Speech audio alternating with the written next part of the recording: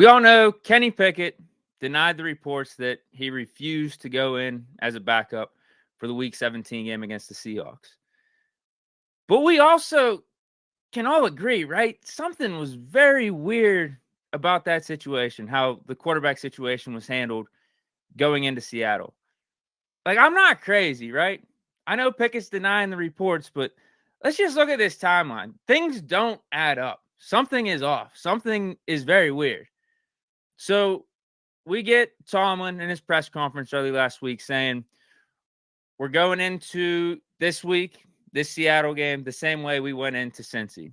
Mason's going to lead off as QB1, and we're going to check in on Pickett's availability throughout the week. Fine. He never declared the starter officially at that point. I think his press conference, was it Monday? Was it Monday or Tuesday? I can't remember. It was early in the week. Pickett was limited in practice throughout the week. Kenny says in his press conference yesterday, so this is like a detail that was, I guess, very apparent that we didn't know about in the middle of last week, that he said he would have been the starter if cleared. So that was the presumption. That was the assumption, I guess, from Pickett's standpoint and also the coach's standpoint. The coaches told him that. And then once we get to like Thursday, it becomes very murky if/when he was cleared. Because Dulac reported he was healthy, but listed as inactive on game day. Tomlin said in his press conference on Monday that Pickett was cleared Thursday, but that was too late for him to be the starter. Mason gets named the starter. I believe that was either Thursday or Friday. Kenny was still listed as questionable for the game leading up to the 4 o'clock game time. But then on Sunday is put as inactive. When Tomlin was asked about Kenny's response to this situation, this is going back to the Monday press conference this week, he said, ask Kenny. Then a report comes out that declares Kenny refused to go in to the Week 17 game as a backup. He wanted to be the starter. He was pissed off. And then yesterday, Kenny denies the report. So something is very off here, right? No question. Because to me, there's no reason why Kenny shouldn't have at least been the emergency third quarterback out there. Like, it doesn't cost you anything. There's a reason why that rule is in place. And I don't care about the lack of reps. You're talking about the lack of reps for Kenny being the starter, not being the backup or the emergency third quarterback. We're trying to win football games out here. I don't care about the lack of reps. Kenny, as your emergency third quarterback, helps you win the game if Mason or Mitch went down. Kenny Pickett just being on the sidelines. I don't care if you want to call him the emergency third quarterback or the backup quarterback. On the sidelines dressed helps you win that football game in a doomsday or an emergency type of scenario. Just as simple as that. It doesn't cost you anything. I don't care about the lack of reps. So something definitely weird happened here. I'm going to give Pickett the benefit of the doubt on this one, though. I am. His reputation up to this point was good teammate. He's selfless and is a leader. I'm not going to let some unnamed sources change my opinion on his character, but there's still no denying that something was off. Is it just how the QB situation was handled? Was there miscommunication? Is the report about Kenny true? But this is my point. If you want to say the Kenny report's true, you can also easily say it's not true just because it's he said, unnamed sources. A lot of speculation out there, but I think there's no denying this was handled very weirdly. Now, I do think they ultimately got the decision right by running it back with Mason. But there was some jankiness along the way, no doubt. I still feel like if Mason didn't have the game that he had against Cincy, Kenny gets cleared to play and he is the starter against Seattle. That's my take on it. That's definitely my take. Mason's play had something to do with Kenny's healthiness or readiness for Week 17. Now, what does that mean? I don't know. What was the communication behind the scenes with Tomlin, Pickett? We don't know. I'm giving Kenny the benefit of the doubt on this one because this is the first time we've ever heard some type of report or rumor out there that he was a bad teammate and he would do something like this. So I'm not going to judge him based off this one report or rumor, especially too, since he flat outright denied it. Obviously, he was going to flat outright deny it either way. We just don't know. The main story right now is Mason's the starter for week 18. Kenny's going to be QB2. And that's that. Lucas Carrier, give me a shout out. Says Big Deke the GOAT. What's good? Parker Doctor 58 says, what's up, Deke? Ziggy 5x1 says it's fishy, huh? Yeah. Something was off with how the quarterback situation was handled going into Seattle. Like, there's no doubt, right? There's no doubt. You look at the timeline, you look how everything played out. It doesn't add up. Because there's no reason why Kenny still couldn't have been your backup or your emergency third quarterback out there. Like, what got lost in translation? What happened there? There's a report that Pickett refused to be the backup. I'm not buying that completely. Was Pickett pissed? Probably, but to the degree that he refused to be the backup or do what's best for the team, no. So what did happen? I don't think we'll ever truly know. There's no way that's going to come out, but all the Pickett reporting is coming from unnamed sources right now. No one's putting their name to it. It's just rumors and speculation. So what can you do with that? What can you do? But just the basic timeline with how the quarterback situation was handled, it's not adding up. It's definitely not. Now, not a lot of people, I think most people are good with Mason starting in week 18. But there is a pocket of some fans that question whether or not Pickett should have lost his job due to injury. So let's just talk about losing your job due to injury in general. Like, should that be the case? Should that be a possibility when you go down as a starter? I say yeah, and it depends on the situation. And I think in this situation, it's valid. Like, there is a reason that Pickett has lost his job. Because our offense throughout most of 2023 has struggled with Kenny at the helm.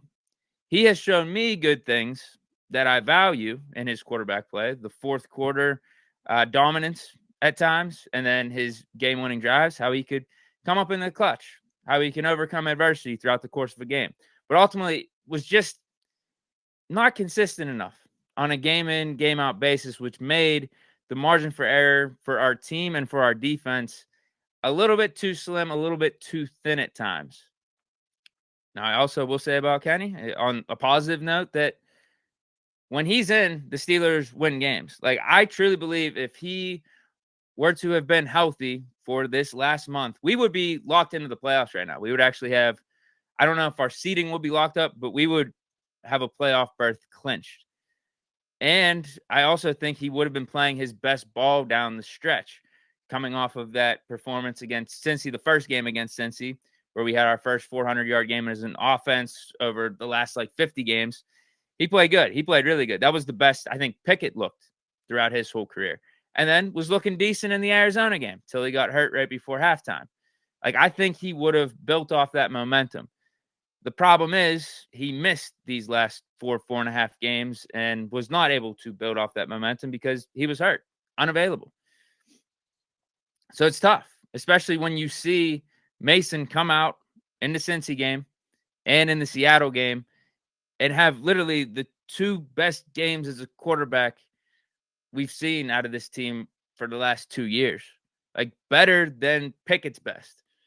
Like, better than Pickett's best and anything Mitch has done these last 2 years. Like, really good. You see the QB ratings. You see the stats. Like, he's been one of the top quarterbacks these last 2 weeks. Mason has. So I don't know how you can go back to Kenny. I get it. Like, it's a tough scenario for him. What did he say in his interview yesterday? One man's misfortune is another man's opportunity. Like, that's the case here. But you got to roll with sometimes what's best for the team. Like, it's not about necessarily what Kenny would have done or the fact that if Kenny was in the Seattle game, I think we get out of there with a win. I think Kenny plays fine because Kenny has played fine most of this year, and we've won games with Kenny. But Mason gives us that little extra juice. Mason gives us back-to-back games of 30 points. We were up 24-0 against Cincy in week 16. Like, we haven't seen that from the Steelers offense in a minute since Ben. sometimes you just got to roll with the hot hand. You got to go with what's best for the team. So the two examples I'll bring up are Brady replacing Bledsoe way back in, it was Brady's second year. It wasn't Brady's rookie year, but it was the first time Brady played a full season as a starter. Bledsoe gets knocked out. What was that, second game of the season?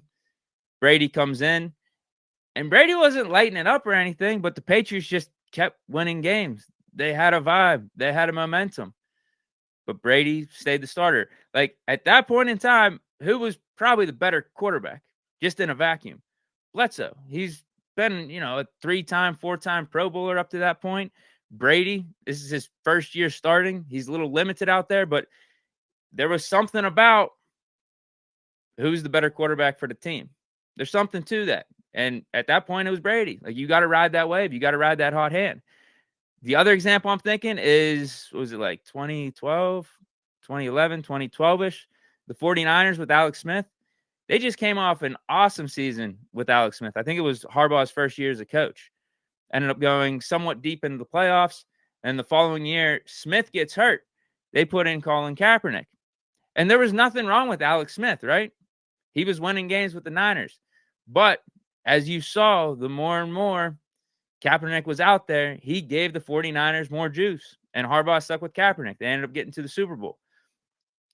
All I'm saying, if guys like Bledsoe and Alex Smith, who aren't my cup of tea when you're talking about franchise quarterbacks, but those two guys are a lot more proven than Kenny Pickett. If those two guys, Bledsoe and Smith, can lose their jobs due to injury, then Kenny Pickett can lose his job to injury as well, at least for this year. And we're at the end of the year. I think the scenario might be different or might play out different if Kenny got hurt week 3 and missed like a month. Maybe put him in for the rest of the year to close it out. But at this point, there's an urgency to this situation. And Mason Rudolph is the best quarterback for the team right now, 2023. You want to talk 2024? That's a different story. And maybe I'll get to that in a minute. Let me see what you guys are saying real quick. Yeah, some of you guys, all right, Ziggy 5x1. This would be a good question to segue into that topic. He says, you think Mason stays after this year? We'll see. We'll see. The story's still got to play out. What if we make the playoffs here? What if Mason goes on a run? I think no matter what, even if we don't make the playoffs, Mason has given you enough to, if you're the Steelers organization, to want to re-sign him and just bring him back. Worst case, QB2 spot locked up. Best case is you literally name Mason QB1 for 2024. To do that, we would have to make the playoffs, and I think Mason would have to go on a hell of a run. But the in-between case is you can compete with Kenny for the starter spot. I think that's very plausible. I think that's possible. Depending on how Mason plays in Week 18 and how Mason plays if we make the playoffs, that should be a conversation. That should be in the mix. Donald Hood, how much would you pay Mason if we make the playoffs? Depends on how he plays in the playoffs. Because if he goes out there and puts up a stinker, I think that number goes down. If we go on a little bit of a run with him, he keeps playing like he has, that number keeps going up. It all depends. That's what makes this fun. This is what makes live sports fun at times, right? The story is literally playing out before our very eyes. We don't know what's going to happen. Have no clue. So these big decisions we're talking about in 2024 and in the offseason are very much predicated on what happens in front of our very eyes these next however many weeks. So there's a weight to him. There's definitely a weight. And Mason's not only playing for potentially coming back to Steelers, he's playing for his own career and getting a job somewhere else potentially, because that could be the vibe too. Like, Mason could look at us and say, man, you guys really didn't believe in me like that. I got these other organizations that are going to give me a shot. Now, I don't know if organizations will give him a shot to be their franchise or QB1. I think at this point, they would lock him in as a QB2. That's the one thing the Steelers could potentially give him over the other 31 teams, is a chance to compete for QB1. But it all depends on how Mason plays. All depends. I think at this point, he has earned that. He has earned a chance to compete for QB1. If we're going to run it back with Pickett and we're going to not really make a huge splash in free agency for a quarterback or make a huge splash in the draft, I'm talking like you just sign a veteran guy to be a backup or you draft a guy 3rd round or later. If we just go that approach by adding to the quarterback room, then Mason deserves a shot to compete with Kenny for QB1. Up to this point. Absolutely. But let's get into this because Big Ben, the GOAT, made some comments in his football podcast regarding the Steelers' 2024 QB situation. And we also had another opinion by a PFF guy that is completely opposite of what Big Ben said. So I'll be interested to hear your guys' perspective on this. Let me get this overlay out of the way so you could read this. And let me fix my screen. There we go. And let me get this out of here. So for this 2024 QB situation, Big Ben says, they will go back to Kenny. This game is a business, and you drafted that guy in the 1st round. You're going to have to stick with him even if you don't want to, because you don't want to, quote unquote, make that mistake of drafting him in the 1st round. If you have a 1st round guy at almost any position, you have to give him every opportunity, because if it looks like a bust and you didn't make the right move, that looks really bad. If Mason plays well and he wins, he's playing for him. He might get a contract from another team. Now, PFF's Brad Spielberger has his own take on the QB situation here in Pittsburgh. Says they need to make a massive move at quarterback this offseason, whether it's going after a free agent or making a draft pick in the 1st or 2nd round. The whole Rudolph story is actually the fact that the Pickett era is over, and they've decided that. They've moved on, and they need to figure out what they're going to do for Week 1, 2024. It should be a top 50 draft pick or a Kirk Cousins or a Russell Wilson or whatever. That's a hot take. This latter opinion by Spielberger, this is just a flat-out hot take. Now, I don't fully... All right, let me phrase this way. I don't think the Steelers should handle what Big Ben's talking about. I don't think they should handle the quarterback situation that way, the way that Big Ben describes it. But they potentially might. I could see that. I don't think Big Ben's talking about what he would do. He's more or less talking about what he thinks the Steelers would do. I think both opinions here, Big Ben's and Spielberger's, you got extremes. And I don't really like either of them. Because in Ben's scenario, you're talking about just being stubborn for the sake of being stubborn and wanting to be right, as opposed to doing what's best for the team or the franchise moving forward. Like, maybe it does do the franchise better by bringing Mason back, having a competition, or bringing in someone to compete with Kenny Pickett. Now, I don't like that. Now, what Spielberger's saying, I think this is a hot take too, because I think the Steelers still believe in Pickett. I think Pickett still deserves another chance. Give him the shot to overcome this adversity that he's going to. Give him a shot to show you what he's really made of. If he is built of that blue-collar Steelers type of metal that we like our players to have. And I think Pickett does have that. The only problem with him, the only knock that I have with him so far is just he has not been available enough to keep the momentum that I see, the flashes that I see from him going on a consistent basis. That's my big knock on him, because I do think he can be a solid quarterback. I do think he could be the Steelers franchise. But he also, due to his unavailability, has left the door open for guys like Mitch, who squandered the opportunity. But then you have the next guy up in Mason, who has made the most of it. I think my opinion is you do go with Kenny into next year, but you also have some competition, whether it's Mason, whether it's someone else, because I think that's fair. I think Kenny has left that type of door open. I don't think if you're the Steelers, you just go with Kenny because he was your first-round pick and you just want to prove everyone wrong. No, go with Kenny because you do believe he's the guy, and he proved to you in the offseason that he can be the guy. He overcame some of this late stuff in 2023, some of this drama, some of this negativity. He's overcome that, and he's like, bro, let me show you what I'm about. Post Matt Canada, I showed you in the game and a half, but let me show you even more. Like, you go with Kenny for that reason, not just because you took him in the first round. do other teams operate that way? I've heard a lot from a lot of people, that know the Steelers organization, that it seems like the Steelers will side on just giving first rounders opportunities just because they're the first rounders. And we've seen it with our own eyes. Like Devin Bush, probably in his third or fourth season, he should have been benched, but he was still out there on the football field.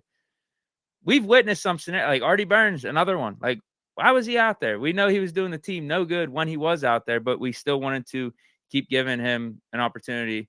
I guess because he was a first rounder, he was talented. I look at the 49ers. I look at them. They realized the Trey Lance draft pick was not it. 3 years out, they moved off him, traded him to the Cowboys. Got some compensation. Like, I don't think you should be so quick to move off a dude. But I also don't think you should hold on just for the sake of holding on to try to prove everyone wrong if it's a detriment for your team and your long-term future. That doesn't make sense. But yeah, I think Spielberger, the contract someone like Kirk Cousins or Russell Wilson will demand, I just don't even think it's worth it. I think Kenny Pickett, now the difference is Kenny Pickett's, we're talking potential here. It's basically the question is whether or not you still believe in Kenny Pickett or Mason Rudolph. Do you think those guys can give you close to Kirk Cousins or Russell Wilson production at a percentage of the cost? Because that would be smarter for building your roster for next season. And then making a high draft pick, I don't like that either. I'd rather build out the roster. Because who's to say one of these first or second round guys are going to be better than a Kenny Pickett or Mason Rudolph? How Mason Rudolph has been playing, if he can keep that up, dude, that's top 10 quarterback play. At least that might be, bro, with some of the quarterback play this year, me saying if Mason Rudolph keeps playing like that might be on the low end. Mason Rudolph, if he plays like how he did in the Cincy and Seattle game throughout a whole season, bro, that's like top 5. That's top 5. So we don't need to draft a guy first or second round. If Kenny Pickett kept playing like he was in that Cincy game and that first half of the Arizona game, we're talking about a really solid quarterback. So I don't really like either of these situations. I think the Steelers are like somewhere in the middle. I think you do look to Pickett for 2024. You don't move off him. There's a reason you drafted him. I do think Tomlin still believes in him. But again, he's been unavailable. And when he's been out there, he's been a little bit banged up. He's been a little inconsistent. There are still flashes that make you believe he could be the franchise quarterback. And Tomlin's talked about that. Remember, he got asked in one of his press conferences, hey, what do you think about Pickett's first 3 quarters versus fourth quarter? He's like, yeah, the first 3 quarters, it is what it is. How about we talk about that fourth quarter more? Because Kenny doesn't shy away from the big moments. And that's what I appreciate. We'll work on the first 3. That'll come around. But the mental toughness, the clutchness, like that's what I like. So I think Tomlin is still in his corner. But Kenny still got to prove it. We're talking about doing it on Sundays on a consistent basis. Whereas Mason, he's 2 for 2 right now. 2 for 2 of just no debate, no questions about, the O-line didn't block for him good here. If this pass would have went this way, it's like, no debate. This is like from first quarter to fourth quarter, great quarterback play we're seeing from Mason Rudolph. He's got to keep it up, though. Small sample size. He's going to get this Week 18 game and potentially more if we make the playoffs. But that's my take on this 2024 QB situation. Like, what does the Kenny benching mean? I don't think it means much. I just think we're talking about Week 18 with this Kenny benching. We're talking about one game. I don't think it has this big message for what happens next season. I think he's still going to be here. And then what we do around Kenny in terms of building that quarterback room, Kenny has left that door open to bring in competition, whether it's you bring Mason back, someone else, et cetera, et cetera. But let me get your thoughts on this before I head out of here. I know in this, I think, don't I have in the headline? I have top 10 players of 2023. Maybe we'll do that next stream. I ran out of time here. That's going to take too long. But I do have a good list. And maybe it'll make more sense to do that after the season anyway. Maybe I was a little bit premature for doing top 10 players of 2023. Let me switch this out of here. And then I'll read some things you got to say. And that'll be that. Ziggy 5x1. Do you think Kenny regressed or progressed this season? I think he regressed. what I saw out of him end of 2022 was good quarterback play. We limited what he was able to do. We were a very run-focused team. But the inaccuracies that I seen from Kenny in 2023 was not what I was seeing in 2022. We gave Kenny limited opportunities. He was still doing the clutch fourth quarter drives, all that. But it felt like every game Kenny was getting better at the end of that 2022 season. From the bye on, he was getting better week in and week out, having more command of the offense, more control. The accuracy was there for the most part. But 2020, it's just been too up and down. Now, injuries could play a part of that. Matt Canada could be a part of that. Poor O-line play.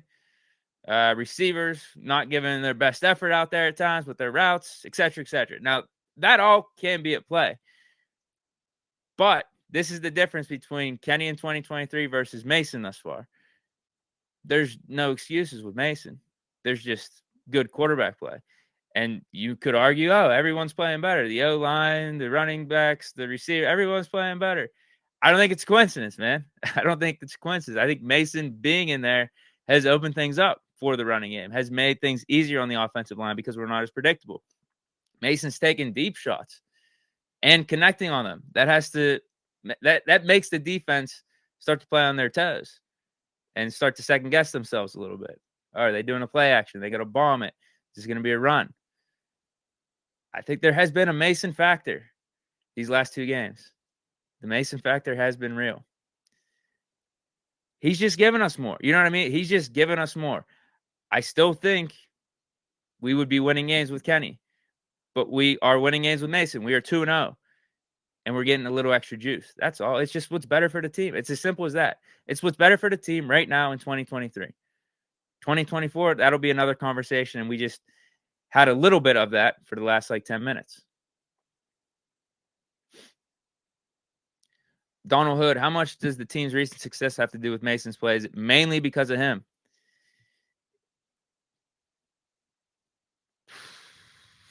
He's a part of it. He's definitely a part. Is it mainly because of him? I don't think it's a coincidence. When have we seen 24-0, being up 24-0 at halftime? When have we seen back-to-back 30-point games for this Pittsburgh Steelers team? It's been a minute. It's been a minute. MT has to go. When Rooney brought Mason back, mediocre Mikey said, that's fine as long as he knows he's the 3. And there will be no quarterback competition. Why?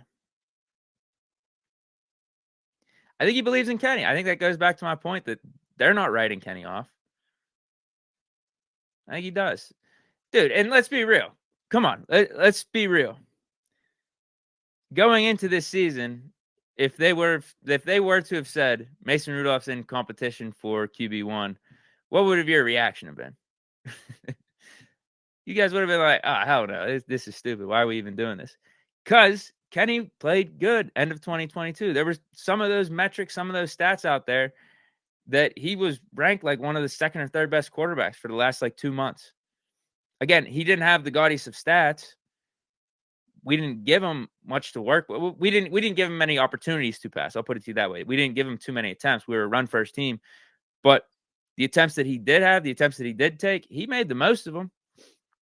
He was graded as a very good quarterback those last 8-9 weeks. But he's not been able to parlay that into this season. Injuries, inconsistent play, et cetera, et cetera, et cetera. You could talk about a multitude of things. But bottom line is when Kenny was in, it wasn't as good as what we've been seeing.